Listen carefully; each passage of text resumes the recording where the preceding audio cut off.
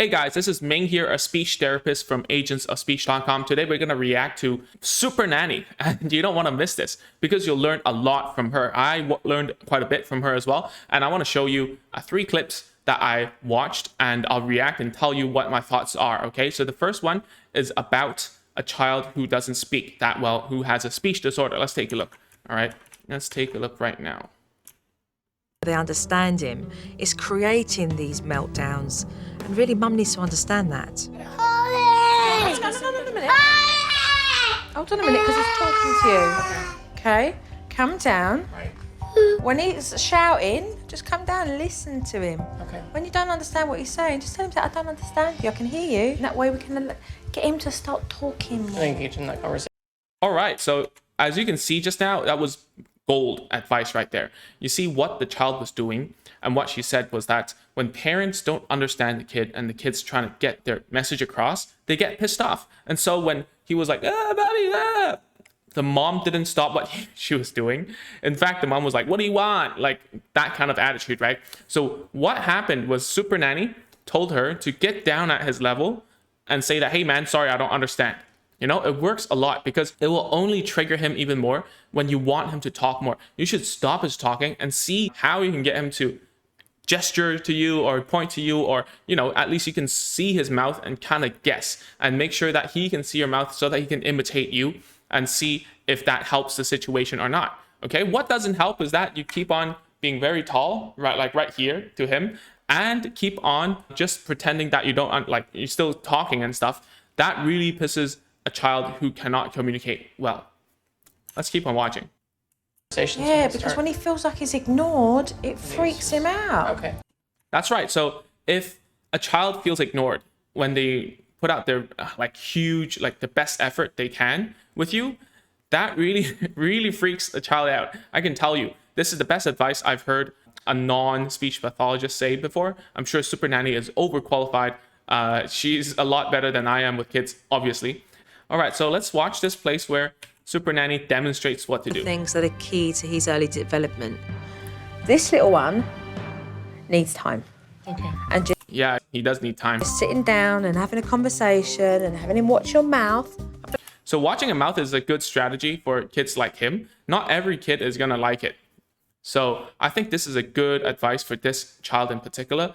And so if we skip forward a little bit, you will see. Comes from the fact that his parents don't understand what he's saying and he gets frustrated. Jojo's t-shirt is what colour?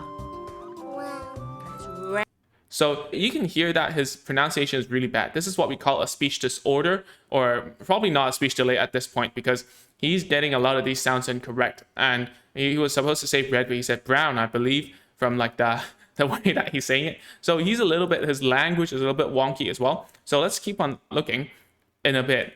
So here. Eye contact and being repetitive with your vocabulary.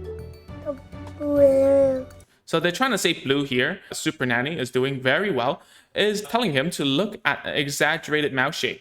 Okay, so like a blue, he's getting the B incorrect. The L, he cannot really do. That's fine for his age. I don't know how old he is, but like a L should be mastered at around 4.5, depending where you're living, culturally speaking. And so her exaggerated mouth shape at eye level will help him a lot in producing a B sound. What I would add here is I would actually just, as well, I would take my hand and I will go like, just put 2 fingers on his lips and say, or even like that, very easy, like blue, blue, and then just give him a little more tactile as well. As you can see later on, that what happens is that the kid starts to touch the nanny's mouth. It was really interesting when Joe and Bronson Right. were working together that he placed his hand over her mouth. Old. So what happened here, you see here, after he puts his hand on Supernanny's mouth and then he puts it back on his. So Tactile, he's asking for more information from the sound, which is tactile information, which is great. So that's why I think prompting will actually help, like physical prompting will actually help with a lot of the sounds. So if your child is in this situation, please go to a speech therapist and then check out which sounds are incorrect and go ahead and ask the therapist, okay, which sounds should we teach first, and then what kind of cues should we use? So if Supernanny's super smart here, figured out that, oh, actually tactile will help, and also visual cues will help. So when you are an adult and you stand really tall and you're talking to your kid, you can provide no help because all he can see is your chin and you're not helping by slowing down, right? By providing visual cues and providing tactile cues. So kudos to Supernanny here. Let's watch the next video. So this video is really interesting. The first is that Supernanny asked Dr. Lin, I forgot her last name, the last name is blurred here. But anyways, let's watch it. California in Santa Barbara, and I'm the clinical director of the Autism Research and Training Center. Okay, great credentials. I think that she knows what she's doing. I've watched this before. She's great. So let's skip ahead and let's look at this thing in particular. Dr. Cagle made a special routine for Tristan that involved pictures. At this point, his visual is probably better than his verbal. Right. So explaining the things will be more difficult to him, but what we want him to be able to do is see each activity, and when he's done, Okay, cool. So you see he can after take it he's off done, and put it in a little envelope. in an envelope. So a lot of children, a lot of therapists, a lot of parents are actually doing this. This is called a visual schedule. If you haven't seen this before, so basically it tells the child to, like, any kid who is on the spectrum or a person, they get anxious about routines, like a change in routine. So to let them know visually how the whole day is going to be laid out adds a lot of stability in their life and adds a lot of routine. So that's why this doctor, forgot her name, is doing this for the parents, because it's adding stability inside of the everyday life and it's going to pay dividends later, even if the kid doesn't understand it right now. She said something really good, is that his visuals are probably better than his like auditory, like listening.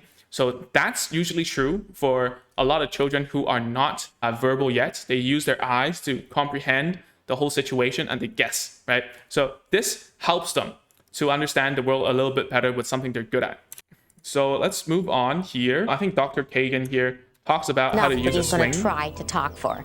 Tristan loves the swing, so we use that to provide opportunities for him to say swing. Just push him a little bit and get him involved in the activity, and then stop the swing and say swing. Okay. Whoa. All right, so here she actually talks about something we talk about a lot inside of Agents of Speech. This is a very, very old technique that we use. Still works like gold, okay? And what we do is we create a routine, something that they like, give it to them, and then when they come back, stop it.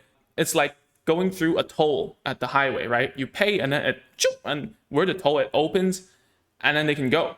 All right. So let's see how they actually go on with it. This is the highlight of his day. Yeah, so let's stop him. And now So always start off with something fun, right? And that must be something that they enjoy. You cannot try to make them. I had a parent ask me, can I make a child who is 2 to listen to me reading books? Every time I read them a book, they fall asleep. Well, do something that's fun, right? Something rewarding. Let's see what's happening here. now try to prompt it. The second step is prompting him to talk, and the third is rewarding him for any attempt or any good word. That's right. So any good word means even if it's just a squeak of sound, like, I will still let go of him and let him swing, right? And you see here that I think something we can add a little bit, like that we do differently nowadays, is that even if he doesn't say anything, because he's looking and he's being a good boy, I'm still going to let him go. But here you can see that the prompt goes on for quite a few times. Swing? Swing? Tristan, swing? Okay, that's what we need. Want to avoid here, okay? We've talked about a lot in Agents of Speech, is that when we are engaging a child inside of a routine, no matter if it's using like reward snacks or whatever, if the child doesn't talk, we still allow him to have the thing and continue with the activity. Because what we're trying to do is to reinforce the whole interaction, the social interaction. That's number one. Number two is that I'm giving you stuff for free, and therefore I'm a good buddy to hang out with, right? And third of all, is there a step down? Is there a step down from verbal? I know that this kid can talk, okay? But can we use a gesture, a sign, or teach him some action imitation so that he can continue with the activity? So maybe it's just like that. I don't know. Anything. It could be swing, I don't know, swing or whatever. Any movement that is appropriate can be used here so that he can continue with the game ASAP and he won't get pissed off. Because when he gets angry, that's the end. say the word 10 times before he'll even try to say it or attempt to say it, and he'll be upset, which that's going to be really hard for me as a mother because he's my baby. I want him not to swing too much without saying. Okay, cool. That's something that the mom has put in words for a lot of the parents who are watching this, because you know you don't want the child to be angry, but you don't want to give in. So where is the good point, like the middle point, the sweet spot, right? That's difficult. That's why we teach gestures. This is where me and the doctor here have a little bit of a discrepancy. I believe she just wants to like push him a little bit. So she says, Saying it so he doesn't say, oh, I'm sorry. Oh, gosh. so what happened here is that the kid already knows what the doctor wants to do. She's like, oh, I know what you're going to do. You're going to swing me, and then you're going to pull me up at the top and keep on saying swing until you give up, right? So he's like, dude, I don't want that. That's not fun. So that's why he ran away. Okay, so let us see a little longer. And apparently what happened was, okay, here we go. So here is a classic way of getting a child to talk, is with a piece of snack, right? So with this piece of snack, this is what we teach as well in Agents of Speech in the beginning. Why snack works is because it's small crumbs and we can just give it to them. And in the long run, it's going to be like easy to teach them how to speak, how to imitate stuff, and so on. He's pretty upset. Here, look at me. You want to do everything to keep your kids happy, but you know the only thing is he won't learn to talk that way. He's gotta. Yeah. We've got to teach him the words to say, and that this doesn't work anymore because we don't want him to be 21 doing that. No, definitely not. Deirdre did a great job. I felt like it. Well, I think they did a great job too, and I think that using the swing and also the food was too reinforcing for him without a step down. So given that he waited for a little bit, like this much, and then he got mad already. So that's not cool. That means the food is too reinforcing for the demand, right? If you don't teach him something lower in order to get it, he's gonna get pissed off. All right, so let's keep on watching. I think at the end they do something that is totally cool, which is tickle, which I use a lot. That he learns that he's got to try to say the word in order to get the item that he wants. Tickle? Tickle?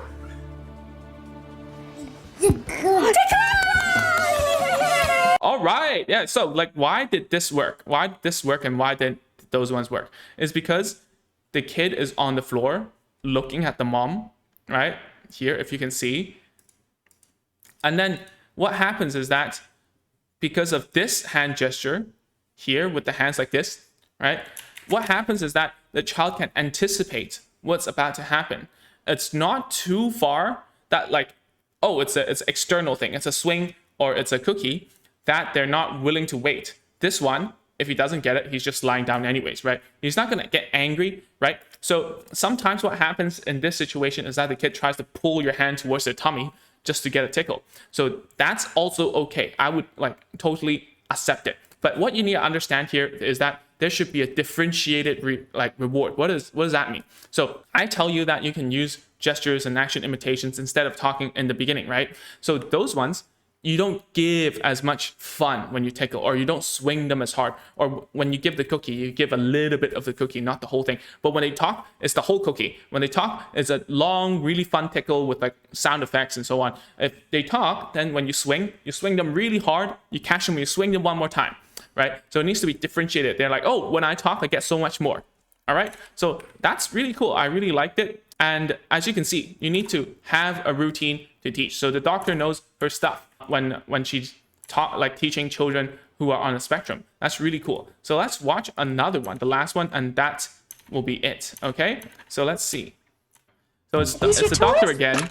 This time we're dealing with a Down syndrome baby. And as you can see, the whole therapy is already very different from teaching a child on the spectrum. You see, the eye contact is already established, social interaction is already established, the doctor is on the floor, no need to engage the child here with like external things. It's just them playing together with a toy, which is still an external thing, right? But anyways, it's a lot more natural. That's what I mean, right? So let's see what they're up to now. Okay, do it. Paige, is it your turn? Say my turn. All right, here it comes. Great, and that was perfect because instead of just saying yes, you went a step further to have her say my turn. That was excellent. All right, that's a good, very, very good advice for Down syndrome children is that, or any children who are not on the spectrum for that matter. Why? Because they already have a motivation talking to and playing with you, right? And if you always ask yes or no questions, that's going to limit their response. Okay. And what you want to do is you want to ask some opener questions. It's not totally open, right? Because it's like, whose turn is it? If it's not you, it's my turn, right? It's still kind of closed. But at the same time, you're teaching new vocab. When you help them answer it, you ask the question and then you answer it for them. So you say, whose turn is it? Say my turn, my turn, and you give it to them. So now they understand, oh, it's a question, number one, and number two, the response is my turn means it comes to me. Okay, so let's keep on watching. I wanted to work with Kathy to have her ask more open-ended questions and more questions. There we go. Okay, so let's skip forward a little bit. Whose turn is it? Jacko. Dr. Cagle? Dr. Kegel, you got a good memory, huh? You're so smart. You remembered my name. Paige did a lot of. All right, so obviously they already established a good rapport. So that's why she's like, I remember this doctor lady, whatever. I want to give you like, so they did like the turn a few times. Now she starts to point, even if the speech isn't very clear, you understand what she means. And therefore the interaction is very naturalistic. It's very different from what we saw from the autistic child, right? So let's watch them read a book, okay? I want to highlight some of the techniques that the doctor talks about here. I mean, I wouldn't do it if she starts turning her off, but Okay. Okay. Dog. Dog. What does the dog say? Very good. That's perfect. So what the doctor said was, hey, don't overcorrect her if it turns her off, okay? Because the last thing you want her to do is to get frustrated and don't want to talk anymore, right? So if your child has some pronunciation problems, I'm talking about you, Asian parents, don't overcorrect your kid, okay? If they cannot say it, like do it a few times. And if she tries, and a good effort, right? You know, like give them a praise. Hey, nice try. I understand what you're saying. You said dog, right? Very nice. So you see that like when you're talking and playing with a book, you need to ask questions. You need to ask him what is this, to describe it a little bit more. So here, I think the doctor gives really good advice. Very good. that's excellent. That's excellent having her name. And you know, she's doing so well, you might even want to go a step further. If she says cow, you could say brown cow and just say a little more after, adding on to what she says. But that was excellent. I love that.